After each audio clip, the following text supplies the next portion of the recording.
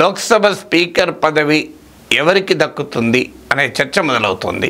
JDU నాయకుడు KC త్యాగేమో clean check బీజేపీకి ఇచ్చేశాడు. ఎందుకంటే అక్కడ జేడీయూకు బీజేపీ అవసరం ఉంది. బీజేపీ దయాదాక్షిణ్యాలపైన నితీష్ కుమార్ ప్రభుత్వం ఉంది. చంద్రబాబు నాయుడుకి అవసరం లేదు. ఆ మాటకొస్తే చంద్రబాబు నాయుడు సపోర్ట్ పైన మోడీ ఉన్నాడు తప్ప మోడీ మద్దతు కోసం చంద్రబాబు నాయుడు ఆధారపడలేడు.